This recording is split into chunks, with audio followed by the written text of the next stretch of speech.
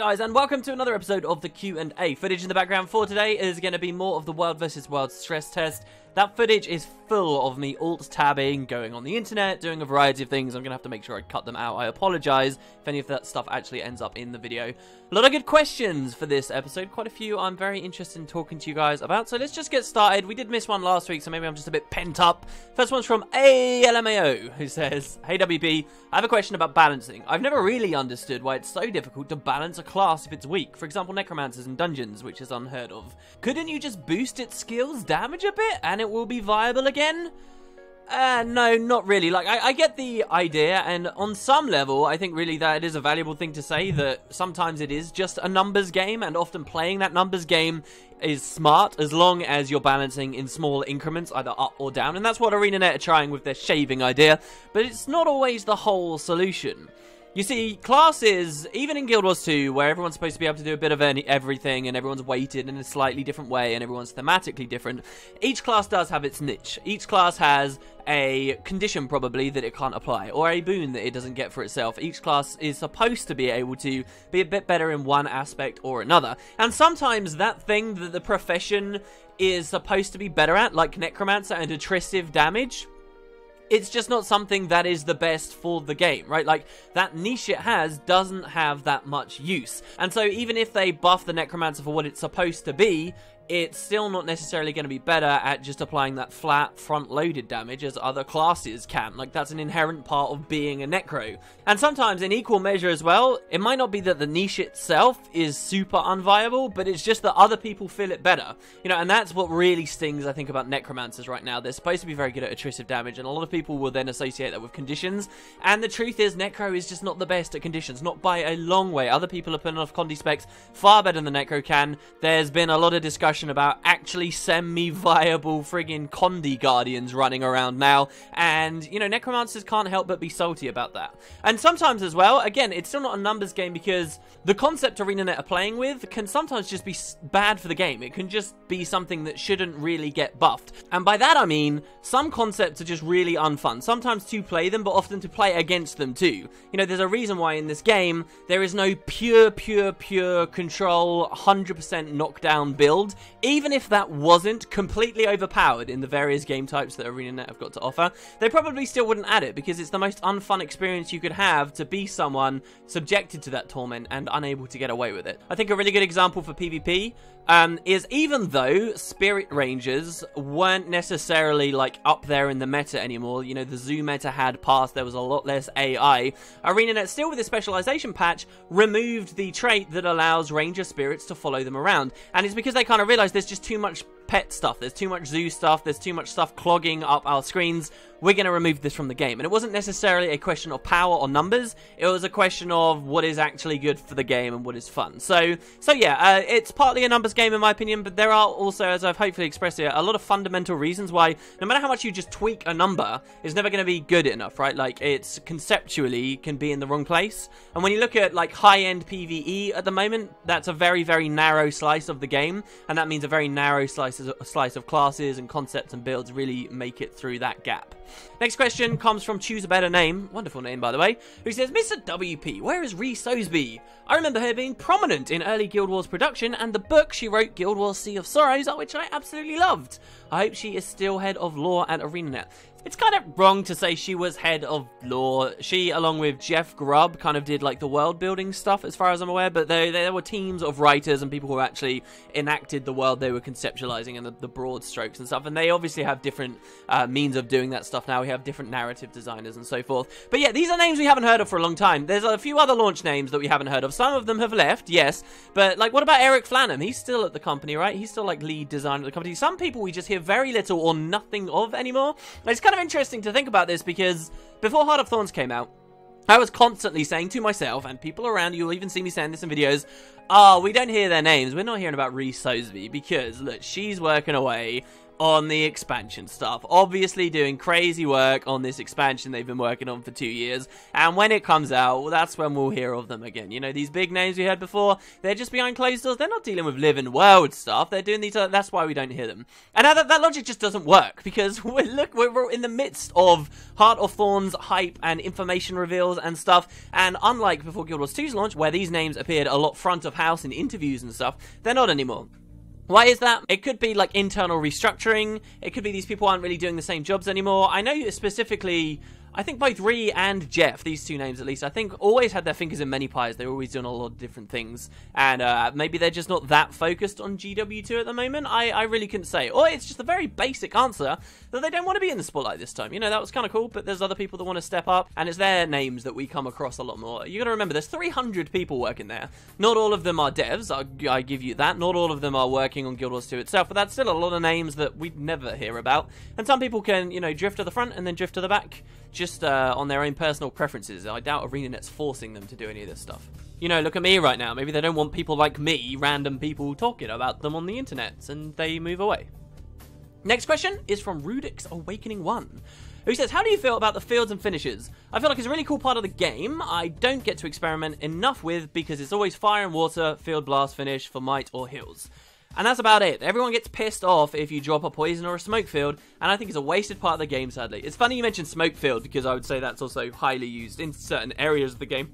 And I actually really like the idea of a world versus world Zerg coordinated enough to pair everyone into groups of 5 and get those blast finishes well enough that they could just stealth themselves purely through really, really masterful use of the combo field and finisher system, like to have that much discipline, though I don't know whether that side of the game has ever seen something like that be pulled off, like, really intelligently. It's much easier to drop, say, a Veil or a Massive Viz and do it that way. But yeah, I do think this is an underused area of the game. I think it says a lot that the main response the community came out with one of the Warrior Grandmasters, which is, oh, you trigger leap finishes twice, was... you know, like, what's that really strong for? A water field leap is really strong. Like, that's a double heal. That's pretty cool. But they don't even, like, get water fields. But then that's good, because that's actually cross-profession combos, which was the original idea of the system. That's fun. That's fine. But most of them, yeah, are kind of meh and a little disappointing, I will say. The main reason I picked this question, though, was something that really struck me when I did that video of kind of 5-man blowing up Zergs in Edge of the Mists. And particularly, I was thinking about balance. And I was thinking about how our method worked so well, because it utilized a lot of skills that kind of, in a weird way, bypassed the 5-player cap for skills. And the discussion of should skills have a cap of 5 targets or not for World versus World is a long-standing one, people on either side of the fence. One of the main things you'll hear people who really hate the idea is they're very entrenched in the Zerg gameplay. They're very entrenched on being in that really tight stack. And they say, wow, if you remove it, then the game type just breaks because everyone gets blown up. Like, they don't conceive that you can spread out and we would have very different kinds of fights. But they just say, oh, everyone would blow up instantly.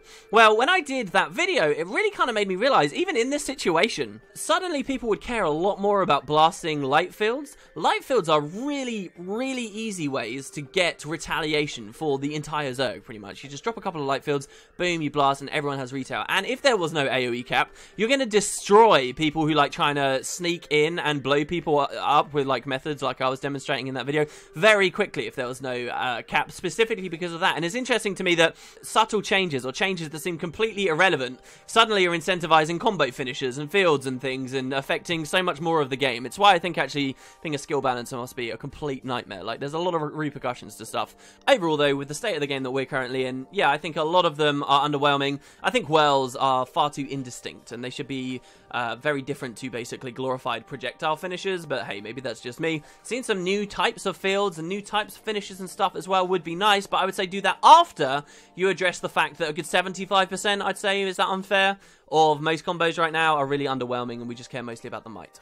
Next question is from Waffling Mean 44, who says, hey WP, do you think we'll find out how Ritlock got Sahothin in Heart of Thorns? Yes, I absolutely do. I talked about this in the top 10 Revenant video. I really think that the story is going to be Ritlock found Rurik down there somehow, and though we see him channeling Glint, though we see him channeling Shiro in the initial trailer, I will bet my bottom dollar he is channeling Rurik. And I really think that Rurik will explain what exactly happened to his sword, where it went after the Fire Island chain, and it could even end, Heart of Thorns could end with the cessation of the ghost. You know, we might defeat Morgemorth, and then how do they lead into the next expansion? We could get Guild Wars 2 Cow, the Chars of War, or whatever we want to call it, where we're dealing with the Char side story because the ghosts have finally been stopped. And I think, you know, that whole Ritlock thing and Rurik really just slides into that. So yeah, I think that story of Sahothin, we may finally get the answer. Next one's a pretty basic one from Pine's Name. He says, why do you think we can't copy from game chat? We can paste, but not copy. It's very hard to share internet links. Yeah, no, I agree. You see some MMOs where they'll let you copy-paste a YouTube link in the chat box, and not only will it go through, but it'll preview it right there. That would be amazing for me as a Guild Wars 2 YouTuber. Can you imagine that? If people could be like, hey, the latest Wooden Potatoes video's out, put it in their guild chat. Everyone's like watching it in-game. Oh my god, that would be amazing. Being a little bit less selfish-minded, maybe the reason they're doing this is because they don't want it to be easy to send malicious links around. And I suppose I can understand that. But it's interesting. Guild Wars 2, Guild Wars 1 was very similar as well. You used to be able to cheese it and cheat it by using the old build template system, which did allow you to copy-paste. And you would kind of do links through there. So people would send each other their skill bars with links buried in them, and then you'd use those to go. I think the closest we get in Guild Wars 2 is what the guild description messages. You can like make your own private guild, invite people to that to do the linking, but it's really not ideal. And I just think it's because of that whole malicious thing, and they don't want to be a party to that. Next question is from Embercord, who says, has your channel grown recently? Last time I looked, you had like 50,000 subs. Now it seems like the 100k is coming. I had two fairly interesting things I wanted to talk to you guys about with this question. First of all, sub count for YouTube, and if any of you watch the podcast, you will have heard me talking to Matt Visual about this a lot. Sub count doesn't mean anything. It's weird, very weird. Yes, my number for subs has gone up, and it may seem like I'm now double the size, but really, and just take this as a word of advice, okay? And this will reveal how small I am, and how, you know, truly big some other channels are, or how truly small some other channels are. Never look at sub count on YouTube. If you're trying to determine someone's size, don't do it. What you need to do is look at the average views they're getting on their actual videos. There are channels out there with like 200,000 subscribers who get maybe 1k views per video they do, and they do like 2 videos a week or something. They're not big YouTubers. Like, a lot of people see that huge number and they're like, whoa, you must be massive, and they're just not. Like, some people are big, but they were big like 5 years ago, and they haven't done videos for ages, and they've shrunk down now. So yeah, my sub count may look like it's doubled now, but that doesn't mean I'm twice as big as I was, say, when Guild Wars 2 launched, and I only had like 30,000 subs or whatever it was. And in fact, that's the other thing I wanted to talk to you guys about. There's a lot of talk in the Guild Wars 2 community where people say, oh, the hype's died down. Arenanet are destroying the hype for this game. They're not giving us information decently. And what I found particularly interesting was a Reddit survey that came out the other day, had loads of information about the various classes people play, their preferences, their game types, tons of stuff. And one of the questions that really shocked me was, are you happy with the way Arenanet are releasing information about Heart of Thorns? And to me, I see that question, and immediately I think yes. Immediately I think, yeah, they're doing it fantastic. There's tons of hype about the game, there's tons of interest in the game, they're driving loads of sales, and we've got a lot of stuff to keep us occupied during this big break. Like, that is unquestionable in my mind. And then I look at the response, and the majority of people actually said no. They don't like the way that Arenanet are releasing information. And everyone's going to have their own reason for saying no to that answer. Some people are just basically going to be upset that it's not out yet, and then that kind of is their venting. Some people will then maybe a bit more intelligently say, oh, Arenanet announced the expansion too early, to which I would say that's still short-sighted. You can't say they announced the expansion too early. You realise a community was dying, it was shriveling, and there was nothing but rage and anger and angst, and people hoping that there was something better than the living world. It was getting pretty dire. They had to announce the expansion when they did, and perhaps there are some other reasons too. But this really got me thinking. In fact, I think last week at some point I saw a comment where they were saying, hey WP, I think it really sucks that the hype train's dead. You know, whenever a blog post comes out that people aren't absolutely, utterly infatuated with, they say, oh, the hype train's totally dead, it's all over. My comments on this are thus. Me, as a Guild Wars 2 YouTuber, yes, I've done other games, and yeah, I quite regret that I'm not doing other games right now as well, but there's only so much time in the day. When the game launched, I was getting around the same viewership as I get now. I had a couple of other big series that got like tons and tons and tons of views, like the Lore series, but my general viewership was around about the same amount that it is now. After Guild Wars 2 released, that viewership dropped massively, and for a year and a half, 2 years, I was getting a fraction of the views on Guild Wars 2 videos that I get now. You know, we're talking my viewership for average videos now has doubled to sometimes tripled to sometimes quadrupled compared to the way things were when Living World was coming out, compared to the time when Arenanet were actively putting things in the game. So I can demonstrably, statistically tell you guys, there's far more interest, there's far more hype, and far more activity around Guild Wars 2 as a game than there has been for a matter of years since launch, since the game actually initially came out. And that's a great thing. You can look at it yourself. You can go to Wooden Potatoes, you can look at my videos, my history, and just watch the views. And as you scroll down, particularly when you get around December, last summer, you know, the summer where we had the anniversary and no real news came out, if you start looking around those times, you will see there are far less Guild Wars 2 videos, far less, because there wasn't much to talk about, and each individual one was getting far less activity too. Just maybe a bit of perspective for some of you guys who aren't in the same kind of space that I am. Okay, and lastly, I've got another question. I'll try and go through this one pretty quickly, though. I was quite excited to talk about this as well. It's not going to be attributed to anyone in general, but it's the sentiment I get a lot, which is people saying, hey, WP, if you went to work for Arenanet, why don't you go work for Arenanet? What do you think you'd do if you went there? It's a really cool idea, and the main reason I want to talk about this is I think most of us super into this community, or just with any passion for video games, have thought about this idea, have thought, oh, what if we could go work for a company like this? What would we do? I have this nightmare that even if a job was offered, okay, would you take it? Because my thinking is that the world is a much sour and harder place than we ideally think. Like, yeah, I've got all these amazing ideas I'll talk to you guys about in a second that I would love to do if I went to work at the company. But I am so cynical that you could actually enact them. Like, think about it. You're just starting out in the games industry. You just start, or even if you're not just starting out, you're just starting out in a new company. How much control do you really have? You're probably going to be like some small cog as a part of a team that really doesn't get to dictate too much. What you think you're going to just walk in there and you're going to be the head of a team. You're going to be able to say exactly everything that happens according to your vision and your vision alone. No, you're gonna have to consider a lot of the other stuff. You're going to learn that the company itself has other core focuses that aren't in line with your dreams about what you exactly wanted, and you're not going to appreciate them completely. You know, you're going to realize you have to listen to other people, you know, people who are higher up the chain than you, and they're the ones that are telling you what to do. Or even if you do have some modicum of control, you're going to at least have to appreciate the opinions of your colleagues, and there's going to be lots of discussion, and there's going to be warping of what your initial idea was.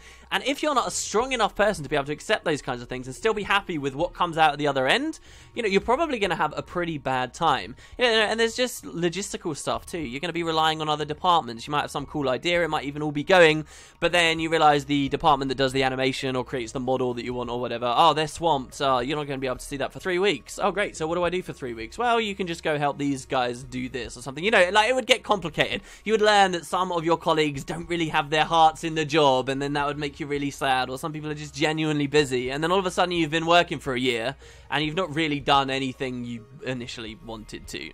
Anyway, that's my nightmare. My nightmare aside, yeah, I've thought about a lot of this stuff, but it changes all the time. I will say the common theme of things, if I could go there, tends to be like revamps to existing content. So here's some examples for you guys. One of the biggest ones I was doting on for ages was I wanted to see world bosses be revamped. I wanted to see hardcore, difficult versions of world bosses on this like epic scale we saw with Quarton, we saw with the Triple Trouble Worm.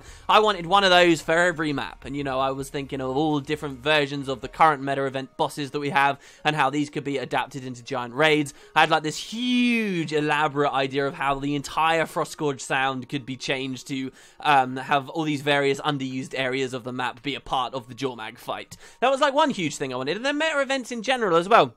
You know, I've always thought about maps like Timberline Falls that just don't have any meta events, but they've got cool set pieces and interesting ideas, like if these could actually be world boss chests. Think of like Harathi Hinterlands, and actually changing that meta event to be a lot more like my initial experience of the map, where I pushed from the left to the right across the map and it felt like this giant war zone. You know, actually make it a little bit closer to that. Along those lines, Ore. I mean, Ore is a fantastic idea, and I think falls woefully short of what the devs were originally thinking. There's even a quote from Colin Johansson, like, a year and a half ago who was saying, yeah, Ore could be really cool. We're thinking about some like revamps, and then obviously nothing happened. But you know, like to design a proper Ore revamp and make it kind of your world versus world style PvE, where you can't actually progress deeper into the territory until you've cleared all of Straits of Devastation, and you have like that D-Day experience with your server, you know, like once a week. That would be amazing. Hardcore leveling, you guys will know I'm super into that. I would love some kind of re-leveling system for us. I'd love to be able to like make a hard mode character. I'd love to be able to make a permadeath character, make a character that is rewarded for playing the game under these more immersive environments where you don't waypoint, where you do walk places, where you don't constantly look at the minimap.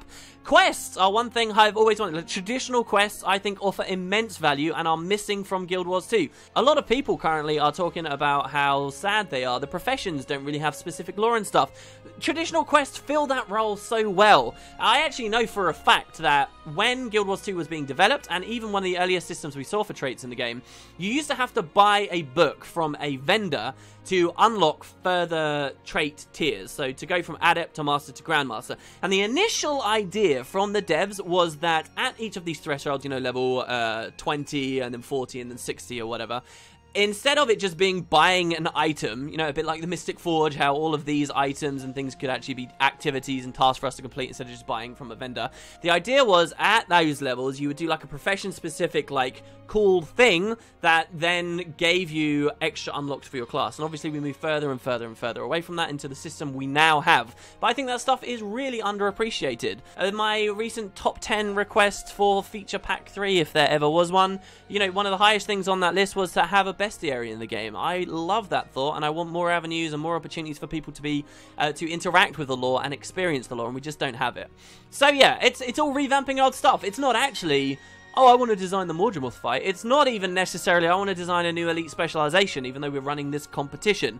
It's just overhauling stuff. You know, I think back to how excited, when I look at like the modding scene, when I was heavily into modding Oblivion, all the mods I ever really get super excited about are giant overhauls, like FCOM and Oscuro's Oblivion overhaul and stuff like that. And I'd like to think if I ever had the opportunity, that's the kind of stuff I'd do. I'd make the base game much better. And that's funny because actually changes to the base game I think tend to not do too well with the community. Currently, my favorite thing that I really want to do is probably revamping the personal story. Again, the hardcore challenge thing has just made me see how sad the personal story is.